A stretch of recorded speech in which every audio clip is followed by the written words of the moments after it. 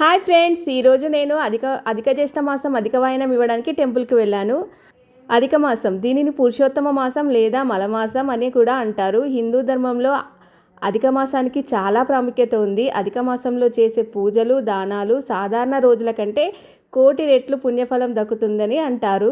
ఈ మాసంలో 33 సంఖ్యకి అధిక ప్రాముఖ్యత ఉంటుంది.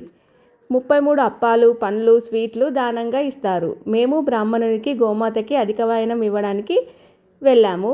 బ్రాహ్మణుణ్ణి సాక్షాత్తు శ్రీ విష్ణుమూర్తిగా భావించి పూజ చేసి మన గోత్రనామాలు చెప్పి ఒక పాత్ర తీసుకొని అందులో 33 పండ్లు బట్టలు 33 రూపాయల దక్షిణ పెట్టి వాయనంగా ఇచ్చి ఆశీర్వాదం తీసుకున్నాము.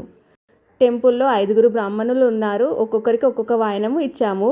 అలాగే గోమాతకు కూడా 33 అట్లు అరిసెలు పండ్లు ఏవైనా తినిపించాలి. మేము 33 అట్లు తీసుకొని గోమాతకి పూజ చేసి 33 అట్లు తినిపించాము.